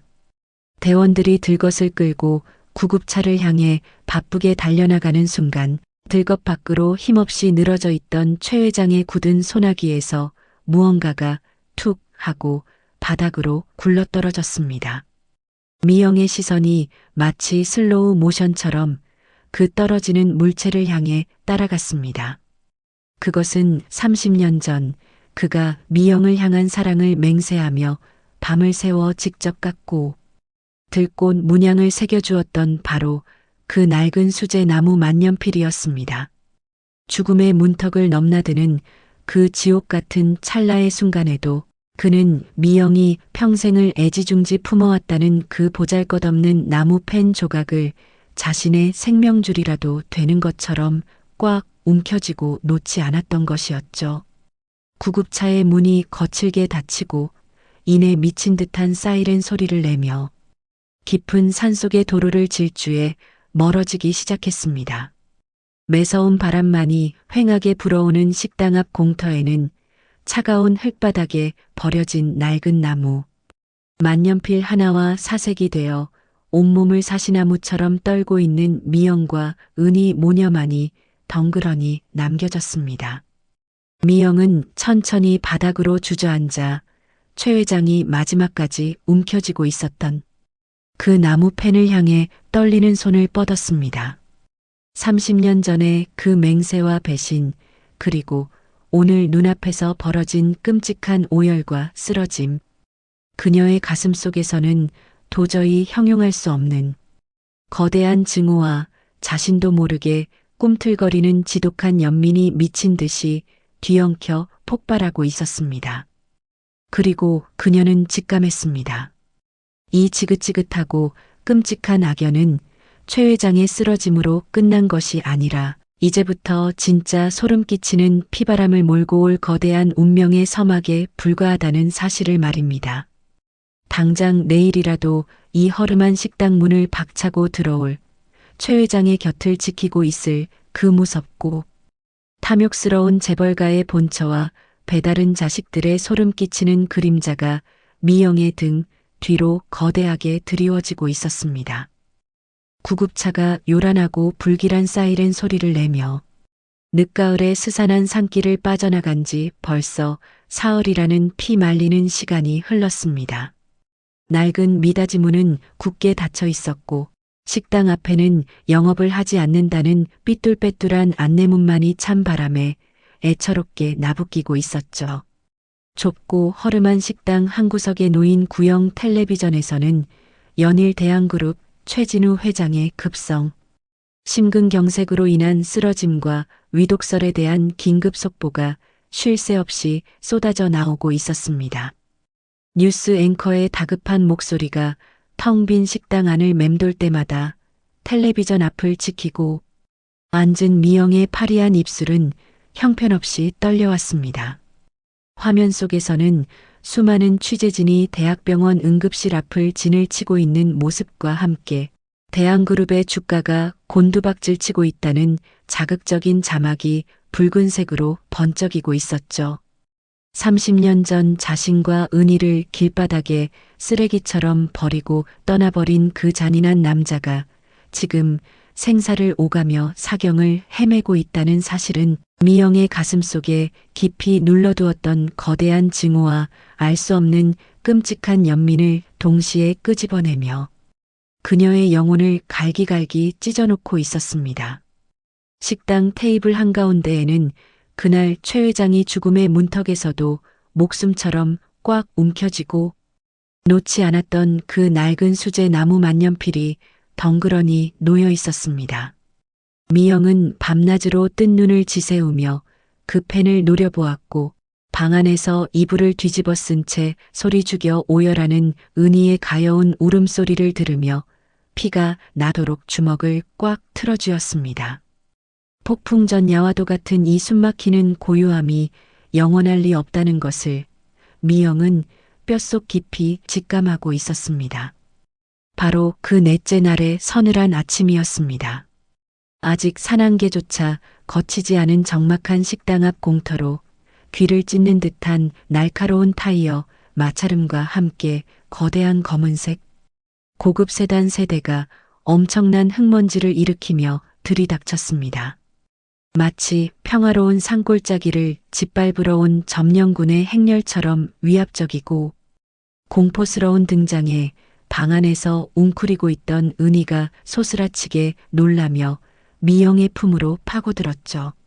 자동차의 문이 열리고 건장한 체격에 검은 양복을 차려입은 사내 10여 명이 쏟아져 나와 식당 입구를 철통같이 에워쌌습니다. 그리고 가장 가운데에 멈춰선 최고급 세단의 뒷좌석 문이 조심스럽게 열리더니 발끝까지 내려오는 수천만 원짜리 짙은 흑진주빛 모피 코트를 걸친 60 무렵의 여자가 오만한 자태로 땅을 밟았습니다. 그녀의 목과 손가락에서는 아침 햇살을 받아 잔혹할 정도로 눈부시게 빛나는 다이아몬드 보석들이 번쩍이고 있었죠. 바로 최 회장의 본처이자 대한민국의 정재계를 거미줄처럼 쥐고 흔드는 거대 권력 가문의 장녀인 이명희 여사였습니다. 그녀는 흙먼지가 날리는 식당 앞마당을 최고급 구두 끝으로 신경질적으로 툭툭 치더니 마치 심한 악취라도 맡은 것처럼 미간을 잔뜩 찌푸리며 코끝을 가렸습니다. 경호원들이 거칠게 열어젖힌 낡은 미닫이 문을 통해 사모님이라 불리는 그 여자가 마침내 얼어붙은 미영과 은희가 서 있는 식당 안으로 오만한 발걸음을 내디뎠습니다. 이 시궁창 같은 구덩이에 쥐새끼처럼 숨어서 감히 내 남편의 남은 수명을 갉아먹고 대한그룹의 기둥을 뿌리째 흔들어 놓은 천박한 것들이 바로 너희들이었구나. 사모님의 목소리는 마치 얼음 송곳처럼 차갑고 날카로웠으며 식당 안의 공기를 순식간에 영하로 얼어붙게 만들 만큼 지독한 살기를 내뿜고 있었습니다. 그녀의 경멸 어린 시선이 낡은 스웨터를 입은 미영의 초라한 행색을 위아래로 훑어내리더니 이내 공포에 질려 미영의 등 뒤에 숨은 20살 은희의 창백한 얼굴에 가증스럽게 꽂혔습니다. 미영은 심장이 터져버릴 것 같은 극도의 공포와 두려움 속에서도 자신의 딸을 지켜내기 위해 본능적으로 은희의 앞을 가로막고 짐승처럼 날선 눈빛으로 사모님을 노려보았습니다. 여긴 영업 끝났습니다. 당신 같은 사람들이 함부로 구두발로 짓밟고 들어올 곳이 아니니 당장 나가요. 미영이 핏대가 선 목소리로 악을 썼지만 사모님은 참을 수 없이 우습다는 듯 서늘하고 기괴한 조소를 터뜨렸습니다. 그녀는 명품 가방에서 두툼한 서류 봉투 하나를 꺼내 미영의 발밑으로 짐승에게 먹이를 던지듯 신경질적으로 내동댕이 쳤습니다. 주제 파악을 못하는 꼴은 30년 전이나 지금이나 변한 게 없구나. 넷간년이 낳은 그 더러운 핏줄 하나. 무기로 삼아서 회장님이 쓰러지신 틈을 타 우리 집안 재산의 빨대라도 꽂아보려는 수작인 모양인데 꿈깨. 사모님의 그 잔인한 조롱에 미영의 두 눈이 믿을 수 없다는 듯 커다랗게 확장되었습니다. 30년 전이라니. 당신이 내 과거를 어떻게 해. 미영의 입술이 파르르 떨리자 사모님은 붉게 칠한 입술을 비틀어 올리며 등골이 오싹해지는 끔찍한 진실을 토해내기 시작했습니다. 30년 전 그 추운 겨울날 배가 부른 너를 머리채 잡아 그 차가운 길바닥으로 내쫓았던 사람들이 내 가족인 줄 알았니? 내가 사람을 풀어서 내 부모 빚을 갚아주고 당장 그 더러운 동네에서 널 길바닥으로 내던지라고 돈을 쥐어준 거야. 내 남편이 될 남자의 발목을 잡고 있는 구역질. 나는 거머리를 떼어내는 것쯤은 내게 벌레 한 마리 밟아 죽이는 것보다 쉬운 일이었으니까. 사모님의 입에서 흘러나온 그 악마 같은 진실은 미영의 이성을 완전히 산산조각 내버렸습니다. 자신이 철석같이 가족에게 버림받았다고 믿으며 평생을 피눈물 속에 살아왔던 그 잔혹했던 30년의 세월이 사실은 눈앞에 서 있는 저 탐욕스럽고 잔인한 여자의 더러운 돈노름 때문이었다는 사실에 미영은 숨이 넘어갈 듯한 충격을 받고 온몸을 부들부들 떨었습니다. 바닥에 던져진 서류 봉투 안에는 천문학적인 액수의 수표 몇 장과 함께 은희가 대한그룹의 상속과 관련하여 향후 어떠한 친자 확인이나 권리 주장도 하지 않겠다는 친권 및 상속 포기 각서가 들어 있었습니다. 당장 그 종이 쪼가리에 지장 찍고 이 알량한 돈 챙겨서 내 눈에 띄지 않는 세상 끝으로 영원히 찌그러져 살아. 만약 단 한 번이라도 더 내 가족의 이름에 흠집을 내거나 내 재산을 넘본다면 그때는 내년과 저 근본 없는 더러운 기생충 같은 딸년의 숨통을 아주 끔찍하게 끊어놓을 테니까. 사모님의 모욕이 절정에 달하자 30년 동안 참아왔던 미영의 한과 분노가 마침내 용암처럼 폭발해버리고 말았습니다. 미영은 짐승 같은 괴성을 지르며 바닥에 떨어진 수표와 서류를 낚아채어 억센 두 손으로 무참히 갈기갈기 찢어버렸습니다. 그리고 그 갈기갈기 찢긴 종이 조각들을 사모님의 화려한 모피 코트 위로 눈보라처럼 거칠게 집어던졌습니다. 내년에 그 더러운 피 묻은 돈 따위 필요 없어. 내가 내 30년 인생을 생지옥으로 만들고 내 딸을 아비 없는 자식으로 평생 피눈물 흘리게 만든 그 죄가 이 돈 몇 푼으로 덮어질 줄 알아. 난 내년이 끔찍하게 아끼는 그 대한그룹이라는 성이 완전히 무너져 내릴 때까지 끝까지 싸울 거야. 미영이 피를 토하듯 울부짖으며 식당이 떠나가라 절규했습니다. 그 순간 분노로 얼굴이 불그락푸르락해진 사모님이 미친 듯이 손을 치켜들고 미영의 뺨을 향해 힘껏 내리치려 했습니다. 그러나 날카로운 파열음 대신 식당 안을 울린 것은 은희의 날카로운 외침이었습니다. 우리 엄마 몸에 털끝 하나라도 손대지 마. 은희가 어느새 달려들어 사모님의 손목을 허공에서 으스러져라 꽉 부여잡고 있었습니다. 평생을 눈물 많고 여리게만 자라왔던 20살 소녀의 눈빛이라고는 믿기지 않을 만큼 은희의 두 눈에는 등골이 서늘해지는 무서운 도끼와 살기가 뿜어져 나오고 있었죠. 나는 저런 쓰레기 같은 재벌 집안에 내 발로 들어갈 생각 추호도 없었어. 하지만 당신이 우리 엄마의 30년을 이렇게 짓밟고 모욕한다면 나도 내 몸속에 흐르는 그 회장이라는 남자의 피를 이용해서 당신들이 가진 모든 걸 빼앗고 가장 비참하게 파멸시켜버릴 거야. 은희의 똑 부러지고 섬뜩한 경고에 천하의 사모님조차 순간적으로 기가 눌려 손목을 빼내며 뒤로 주춤거리고 말았습니다. 이 비천하고 더러운 식당 바닥에서 자신을 향해 맹수처럼 이빨을 드러내는 모녀의 모습은 사모님이 예상했던 나약하고 굴종적인 태도와는 완전히 달랐기 때문입니다. 경호원들이 모녀를 향해 험악하게 달려들려던 바로 그 숨막히는 찰나였습니다. 사모님의 등 뒤에 서서 식은땀을 흘리던 수행비서의 휴대전화가 정막을 깨고 발작적으로 울리기 시작했습니다. 전화를 받은 비서의 얼굴이 순식간에 하얗게 백지장처럼 질리더니 이내 덜덜 떨리는 목소리로 사모님을 향해 다급하게 소리쳤습니다. 사모님, 방금 중환자실에서 연락이 왔습니다. 회장님께서 방금 기적적으로 의식을 회복하셨다고 합니다.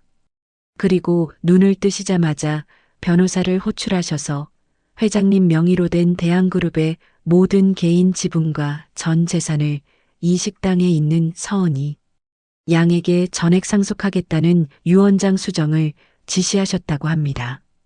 그 말이 식당 안에 떨어지는 순간 사모님의 눈동자가 미친 듯이 요동치며 그녀의 입에서 귀를 찢는 듯한 악마 같은 괴성이 터져나왔습니다. 안 돼. 그건 내 거야. 그건 다 내 아들 거라고. 사모님이 머리채를 쥐어뜯으며 식당 바닥에서 발악하는 동안 미영과 은희는 테이블 위에 놓인 낡은 수제 나무 만년필을 바라보며 몸을 떨었습니다. 거대한 재벌가의 피비린내 나는 전쟁이 이 작은 낡은 펜 하나로 인해 돌이킬 수 없는 파국을 향해 폭주하기 시작한 것입니다. 사모님의 악마 같은 절규가 좁은 식당 안을 미친 듯이 휘젓고 지나가자 공기마저 얼어붙은 듯한 끔찍한 정적이 아주 짧은 순간 동안 맴돌았습니다. 하지만 그 정적은 이내 상상을 초월하는 지옥 같은 폭동으로 변해버렸습니다. 평생을 자신의 발밑에 두고 짓밟았던 천박한 여자의 딸에게 자신이 평생을 바쳐 쟁취한 대한그룹의 모든 것이 넘어간다는 사실은 사모님의 남은 이성마저 완전히 태워버리기에 충분했죠. 그녀의 눈동자는 이미 이성을 잃고 광기로 번뜩이고 있었습니다. 우아하게 빗어넘긴 머리카락이 산발이 된 채 그녀는 짐승처럼 씩씩거리며 등 뒤에 도열해 있던 검은 양복의 사내들을 향해 피를 토하듯 소리쳤습니다. 당장 저것들 잡아. 전현들 손목을 부러뜨려서라도 그 어떤 서류에도 도장을 찍지 못하게 만들어. 이 쥐구멍 같은 식당도 흔적도 없이 다 부숴버려. 내 아들의 그룹을 저런 근본 없는 쓰레기들에게 단 한 주라도 빼앗길 바에야 차라리 오니 여기서 저것들 숨통을 끊어버리고 내가 감방에 가는 게 나아. 다 박살 내버려. 사모님의 잔혹한 명령이 떨어지기가 무섭게 체격이 산만한 사내들이 무자비한 폭력성을 드러내며 미영과 은희를 향해 달려들기 시작했습니다. 식당 안은 순식간에 아비규환의 생지옥으로 변해버렸습니다. 사내들이 거칠게 발로 걷어차자 20년 동안 미영과 은희의 생계를 책임져 주었던 낡은 나무 테이블들이 맥없이 두 동강이 나며 허공을 날아다녔습니다. 손님들에게 따뜻한 국밥을 대접하던 정갈한 뚝배기들이 시멘트 바닥에 내동댕이 쳐져 산산조각이 났고 벽에 붙어있던 삐뚤빼뚤한 메뉴판도 무참히 찢겨나갔습니다. 쨍그랑거리는 파열음과 물건이 부서지는 둔탁한 소음이 식당 안을 가득 채우며 모녀의 고막을 찢을 듯 울려 퍼졌습니다. 평생을 뼈가 부서져라 일하며 딸을 키워낸 미영의 유일한 성벽이자 피땀 어린 공간이 잔인한 재벌가의 폭력 앞에 처참하게 짓밟히고 무너져 내리고 있었죠. 안 돼. 내 식당에 손대지 마. 내 딸 몸에 털끝 하나라도 건드리면 내가 너희들 다 죽여버릴 거야. 미영이 목에서 피가 나도록 비명을 지르며 깨진 유리병 조각을 집어들고 은희의 앞을 결사적으로 가로막았습니다. 짐승의 공격으로부터 새끼를 품에 안고 방어하는 어미의 모습 그 자체였습니다. 그녀의 소나기에서 붉은 피가 뚝뚝 떨어져 내렸지만 미영은 고통조차 느끼지 못하는 듯 도끼가 서린 두 눈으로 사내들을 향해 유리 조각을 미친 듯이 휘둘렀습니다. 은희 역시 바닥에 주저앉아 엄마의 허리춤을 꽉 부둥켜 안은 채 두려움과 분노의 눈물을 폭포수처럼 쏟아내고 있었습니다. 세상의 모든 권력을 쥔 자들이 이토록 잔인하고 야만적일 수 있다는 사실에 은희는 온몸이 찢겨나가는 듯한 끔찍한 절망감을 느꼈습니다. 하지만 사내들 중 하나가 비열한 웃음을 지으며 미영의 팔을 거칠게 내리쳤고 날카로운 파열음과 함께 미영의 손에 들려있던 유리 조각이 바닥으로 튕겨나갔습니다. 미영이 중심을 잃고 바닥에 나뒹굴자 사내들이 은희의 양팔을 거칠게 붙잡아 억지로 끌어올렸습니다. 이거나 우리 엄마 건드리지 마. 살려주세요. 누구 없어요. 제발 도와주세요. 은희가 미친 듯이 발버둥 치며 울부짖었지만 건장한 사내들의 악력을 20살의 가녀린 소녀가 벗어날 수는 없었습니다. 사모님은 흙먼지가 가득한 바닥을 구두굽으로 지지기며 은희의 턱을 억세게 틀어쥐었습니다. 그녀의 다이아몬드 반지가 은희의 연약한 뺨에 차갑고 잔인하게 파고들었죠. 사모님의 입가에는 승리감에 도취된 악마 같은 미소가 번져 있었습니다. 똑똑히 들어, 이 천박한 기생충아. 회장님이 잠시 정신이 나가서 내년에게 그룹을 통째로 넘긴다고 헛소리를 하신 모양인데 그 유언장이 법적 효력을 발휘하기 전에 내년이 제 발로 포기하게 만들어주마. 지옥이 어떤 곳인지 내 오늘 똑똑히 보여줄 테니까. 사모님이 은희의 뺨을 향해 높이 손을 치켜든 바로 그 끔찍하고 숨막히는 찰나였습니다. 갑자기 식당 밖에서 고막을 찢을 듯한 엄청난 굉음이 산골짜기를 뒤흔들며 울려 퍼지기 시작했습니다. 두두두두두 하는 헬리콥터의 거대한 프로펠러 소리와 함께 10여 대의 육중한 검은색 벤 차량들이 미친 듯한 속도로 달려와 식당 앞 공터를 겹겹이 포위하며 급정거했습니다. 브레이크 마찰음이 찢어지게 울렸고 차량의 문이 일제히 열리며 방탄조끼를 입고 3단봉으로 무장한 수십 명의 대한그룹 회장 직속 최정예 특수 경호팀이 폭포수처럼 쏟아져 내렸습니다. 그들의 가장 선두에는 며칠 전 식당 바닥에서 미영에게 뺨을 맞고 쫓겨났던 수행비서 박 실장이 서리발처럼 차갑고 분노에 찬 얼굴로 서 있었습니다. 박 실장의 손짓 한 번에 수십 명의 정예 경호원들이 산산조각이 난 식당 안으로 노도와 같이 밀고 들어왔습니다. 사모님이 데려온 사내들은 체격만 컸을 뿐 체계적인 훈련을 받은 회장 직속의 특수경호팀 앞에서는 추풍낙엽처럼 쓰러지고 제압당했습니다. 불과 수십 초도 지나지 않아 은희의 팔을 붙잡고 있던 사내들의 관절이 꺾이며 비명과 함께 바닥에 처박혔고 식당 안은 순식간에 박 실장의 병력에 의해 완벽하게 장악되었습니다. 끔찍한 폭력의 위협에서 벗어난 은희는 그 자리에 털썩 주저앉아 바닥을 기어가 미영의 목을 끌어안고 짐승처럼 오열했습니다. 이 믿을 수 없는 극적인 반전 앞에서 허공에 치켜들었던 사모님의 손은 부들부들 떨리며 멈춰 섰습니다.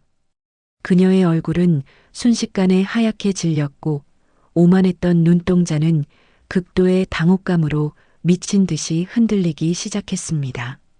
박 실장, 내 놈이 감히 미쳤어. 내가 누군지 알아. 내가 이 그룹의 안주인이야.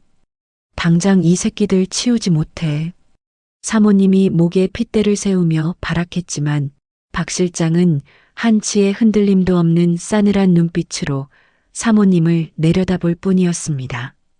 그는 품에서 태블릿 PC 하나를 꺼내어 화면을 켰습니다. 사모님, 아니, 이제 이명애 씨라고 불러야겠군요. 회장님께서 방금 전 이명애 씨를 그룹의 모든 경영 일선에서 영구 제명하시고 이혼 소송과 함께 과거 30년 전 정미영 여사님께 저지른 협박과 폭행 교사 혐의에 대해 검찰에 직접 고발장을 접수하셨습니다. 이 시간부로 이명희 씨는 대한그룹과 아무런 관련이 없는 외부인입니다. 회장님의 마지막 핏줄을 해치려 한 현행범으로 당장 경찰에 인계하겠습니다. 박 실장의 서늘한 선고에 사모님은 다리에 힘이 풀려 식당에 깨진 그릇 파편 위로 털썩 주저앉고 말았습니다.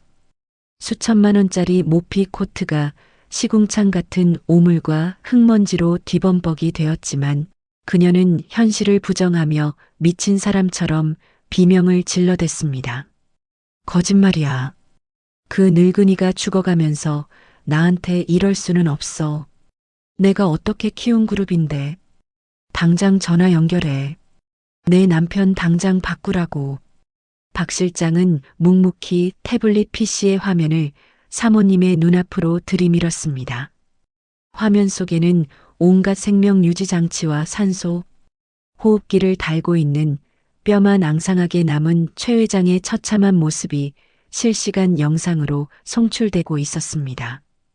그의 호흡은 금방이라도 끊어질 듯 가쁘고 위태로웠지만 화면 너머로 사모님을 노려보는 그의 두 눈빛만큼은 시퍼런 불꽃처럼 타오르고 있었습니다. 최 회장이 산소 호흡기를 힘겹게 밀어내고 핏기 없는 입술을 달싹이며 피를 토하듯 메마른 목소리를 짜냈습니다. 명희야, 내가 30년 전에 무슨 짓을 했는지 방금 박 실장이 병실로 가져온 내 녹음기를 통해 똑똑히 들었다. 내 첫사랑을 창녀 취급하며 길바닥으로 내쫓고 내 핏줄이 이 험한 세상에서 피눈물을 흘리게 만든 내년의 그 끔찍한 악행을 내가 지옥불에 떨어지는 한이 있더라도 내년과 내 집안이 가진 모든 것을 짓밟아버리고 갈 것이다. 내 딸 은희 곁에서 당장 꺼져라. 이 악마 같은 여자야. 최 회장의 단호하고도 잔혹한 저주가 태블릿 스피커를 통해 쩌렁쩌렁하게 울려 퍼졌습니다. 그 목소리는 마치 염라대왕의 사형 선고처럼 무겁고 끔찍했습니다.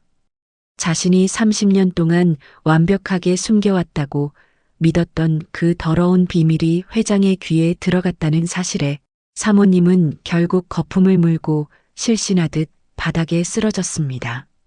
경호원들이 짐짝을 치우듯 기절한 사모님의 팔다리를 붙잡고 식당 밖으로 질질 끌어냈고 그녀가 타고 왔던 고급 세단에 짐승처럼 처박아 넣었습니다. 거만하게 식당을 짓밟았던 침입자들은 온데간데 없이 사라지고 폭풍이 휩쓸고 지나간 처참한 폐허 속에는 오직 거친 숨을 몰아쉬는 미영과 은희 그리고 그들 앞에 무릎을 꿇고 머리를 숙인 박 실장만이 남겨졌습니다. 박 실장은 시멘트 바닥에 유리 파편이 무릎을 찌르는 것조차 아랑곳하지 않고 미영과 은희를 향해 바닥에 이마를 찌으며 뜨거운 눈물을 쏟아냈습니다. 그의 목소리는 절박함으로 형편없이 갈라져 있었습니다. 정미영 여사님, 서은이 아가씨, 정말 면목이 없습니다. 제가 조금만 늦었더라면 돌이킬 수 없는 끔찍한 일이 벌어질 뻔했습니다. 용서해 주십시오. 그리고 제발 지금 당장 저와 함께 서울의 병원으로 가주셔야 합니다. 은희는 멍투성이가 된 팔을 쓰다듬으며 태블릿 화면 속에서 죽음을 앞두고 헐떡이는 그 늙고 비참한 남자의 얼굴을 멍하니 바라보았습니다. 평생을 원망했고 조금 전까지만 해도 그가 남긴 끔찍한 피해 유산 때문에 사모님에게 목숨을 잃을 뻔했습니다. 하지만 막상 저렇게 가여운 모습으로 자신들을 지켜내기 위해 마지막 남은 생명을 불태우는 친아버지의 핏기 없는 얼굴을 마주하자 은희의 가슴 깊은 곳에서 형언할 수 없는 슬픔과 통증이 밀려 올라왔습니다. 회장님께서 심장 우회 수술을 거부하고 계십니다. 마지막으로 아가씨와 여사님의 얼굴을 뵙고 직접 무릎 꿇고 용서를 빌지 못한다면 살아서 수술실을 나갈 자격조차 없다며 버티고 계십니다. 의사들은 오늘 밤을 넘기기 힘들 거라고 합니다. 평생을 죄인으로 살아오신 분입니다. 부디 그분의 마지막 가는 길에 30년 동안 맺힌 그 지독한 한을 풀고 진심 어린 사죄를 할 수 있도록 단 한 번만 자비를 베풀어 주십시오. 간곡히 부탁드립니다. 박 실장의 피 끓는 애원이 산산조각이 난 식당 안을 처절하게 울렸습니다. 미영은 부서진 테이블 밑에 굴러떨어져 있는 그 낡은 수제 나무 만년필을 천천히 주워들었습니다. 30년 전 숲길에서 수줍게 펜을 건네던 젊은 진우의 얼굴과 지금 죽음을 눈앞에 두고 피눈물을 흘리는 늙은 진우의 얼굴이 겹쳐지며 미영의 가슴을 무참히 도려냈습니다. 미영이 눈물이 가득 고인 눈으로 은희를 바라보았습니다. 은희 역시 덜덜 떨리는 손으로 엄마의 손을 꼭 맞잡으며 천천히 고개를 끄덕였습니다. 지독하게도 얽히고 설킨 30년의 잔혹한 운명과 피 맺힌 원망의 종지부를 찍기 위해 두 모녀는 결국 최 회장이 죽어가고 있는 그 차가운 병원을 향해 무겁고도 슬픈 발걸음을 내디뎠습니다. 남겨진 낡은 식당은 폭풍이 지나간 흔적을 고스란히 간직한 채 산골짜기의 깊은 어둠 속으로 서서히 잠겨 들어가고 있었습니다. 서울의 밤하늘을 가로지르는 응급 헬기의 굉음이 차갑게 가라앉은 도시의 공기를 무참히 찢어발렸습니다. 수십 명의 경호원과 최고 위급 의료진이 대기하고 있던 대한민국 최고 대학병원의 VIP 병동은 그야말로 전시 상황을 방불케 할 만큼 팽팽한 긴장감으로 질식할 것만 같았죠. 소독약 냄새가 코끝을 날카롭게 찌르는 하얀 복도를 지나 육중한 병실 문이 열리자 생사를 오가는 벼랑 끝에 매달린 한 늙고 가여운 남자의 모습이 눈에 들어왔습니다. 불과 며칠 전까지만 해도 대한민국 경제를 쥐락펴락하며 서슬퍼런 위엄을 자랑했던 대기업의 총수 최진우 회장이었습니다. 온갖 복잡한 생명 유지 장치와 굵은 수액줄들이 그의 앙상해진 팔과 가슴을 거미줄처럼 올가매고 있었고 심장 박동을 알리는 기계의 규칙적이고 날카로운 기계음만이 그가 아직 이 세상에 살아 숨쉬고 있다는 것을 위태롭게 증명하고 있었습니다. 미영과 은희는 그 참혹하고 비참한 모습 앞에 차마 발걸음을 떼지 못한 채 문가에 서서 숨을 죽였습니다.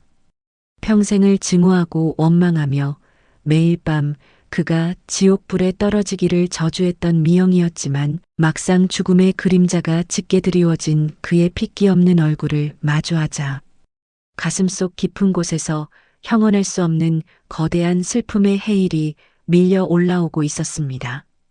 인기척을 느낀 최 회장이 무거운 눈꺼풀을 힘겹게 들어 올렸습니다. 초점이 흐려진 그의 퀭한 두 눈에 문가에 선 미영과 은희의 모습이 희미하게 맺히자 그의 창백한 입술이 파르르 떨리기 시작했습니다.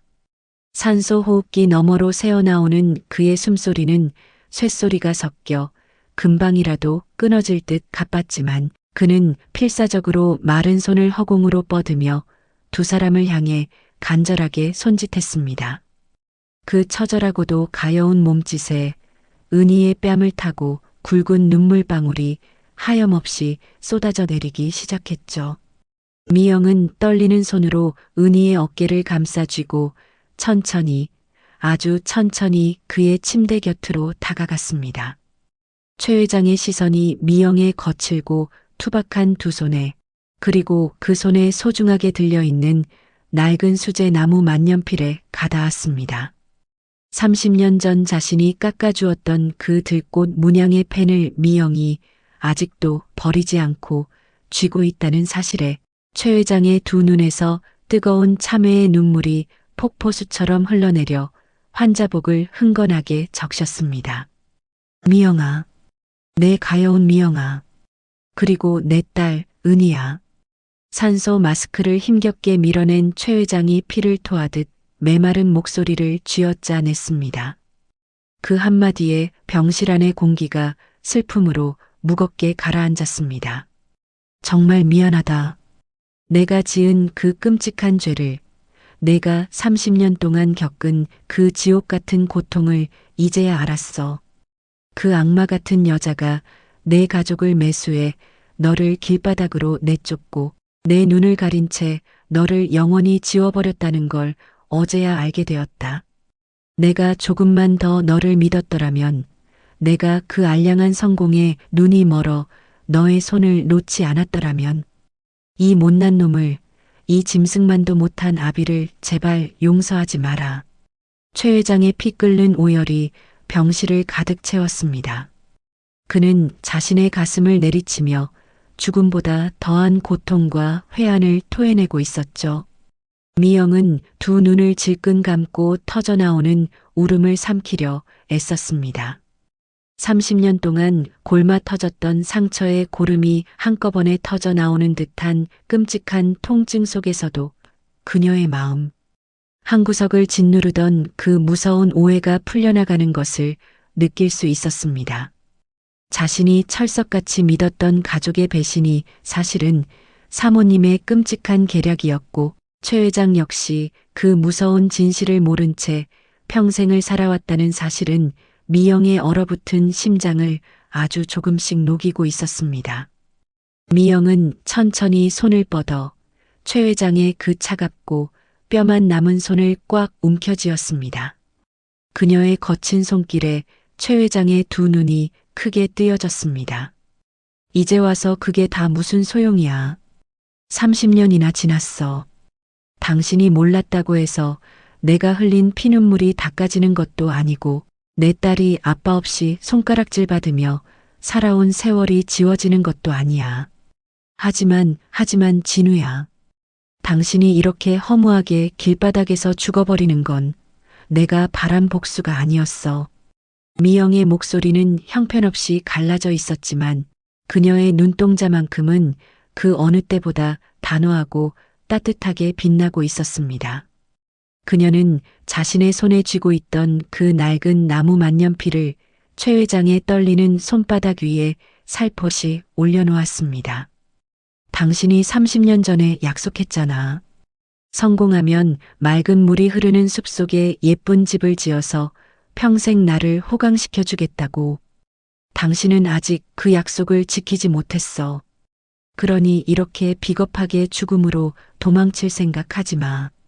살아서, 악착같이 살아서 나와 내 딸에게 지은 그 무거운 죗값을 당신 평생을 바쳐서 갚아. 그 전까지는 절대로 당신을 용서하지 않을 테니까. 미영의 그 서툰 용서의 선언에 최 회장은 소리내어 목 놓아 울기 시작했습니다. 30년 전 숲길에서 수줍게 펜을 건네받으며 환하게 웃던 그 맑고 고운 첫사랑의 얼굴이 주름지고 거칠어진 미영의 얼굴 위로 완벽하게 겹쳐지고 있었습니다. 그때 줄곧 미영의 등 뒤에 숨어 눈물만 쏟아내고 있던 은희가 천천히 앞으로 다가왔습니다. 은희는 최 회장의 침대 모서리에 무릎을 꿇고 앉아 온갖 바늘이 꽂혀 있는 최 회장의 앙상한 팔을 조심스럽게 감싸 안았습니다. 20살 소녀의 따뜻한 체온이 죽어가는 노인의 차가운 몸으로 고스란히 전해졌죠. 아빠. 은희의 입에서 태어나 처음으로 흘러나온 그 단어 하나에 병실 안에 있던 모든 시간과 공간이 일순간 멈춰버린 듯 했습니다. 최 회장의 숨이 턱 막혔고 그의 핏발선 두 눈이 믿을 수 없다는 듯 크게 확장되었습니다. 은희는 눈물로 범벅이 된 얼굴을 들어 올리며 자신을 낳아준 친아버지를 향해 세상에서 가장 간절하고 애처로운 미소를 지어 보였습니다. 나한테 미안하면, 우리 엄마 평생 고생시킨 게 진짜로 미안하면 그 알량한 회사니 돈이니 하는 것들로 퉁칠 생각 하지 마세요. 그런 거 하나도 필요 없으니까 제발 살아서 내 아빠가 되어주세요. 다른 친구들처럼 주말에 같이 맛있는 것도 먹으러 가고 엄마 몰래 용돈도 쥐어주는 그런 진짜 아빠가 되어달라고요. 당장 수술실로 들어가세요. 살아서 우리 곁으로 돌아오지 않으면 나 평생 아빠 무덤에 침 뱉고 저주할 거야. 그러니까 제발 살아. 살아서 나한테 아빠 노릇해. 은희의 그 날카롭고도 가슴 미어지는 절규는 죽음의 문턱을 넘어가던 최 회장의 영혼을 무섭게 멱살 쥐고 이승으로 끌어당겼습니다. 내가 살아야 할 이유.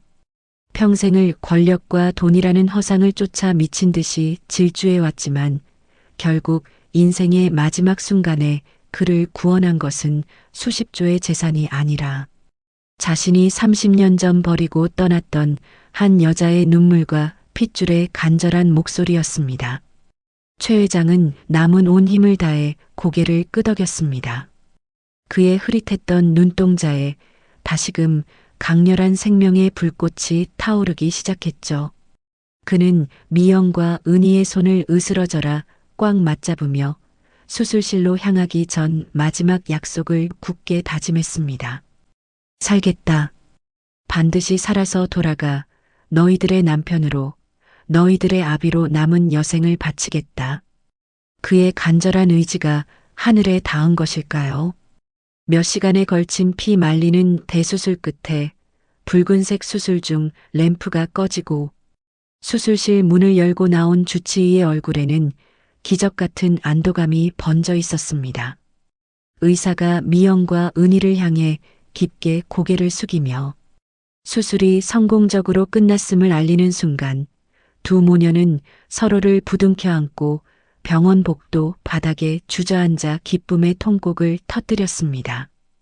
지독하게 얽히고 설킨 30년의 잔혹한 운명과 피 맺힌 원망이 마침내 뜨거운 용서와 눈물 속에서 완벽하게 씻겨 내려가는 경이로운 순간이었습니다.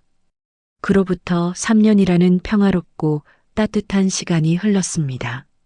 대한그룹을 뒤흔들었던 피비린내 나는 경영권 분쟁과 사모님의 끔찍한 악행은 법의 엄중한 심판을 받으며 세상의 기억 속에서 서서히 잊혀갔습니다.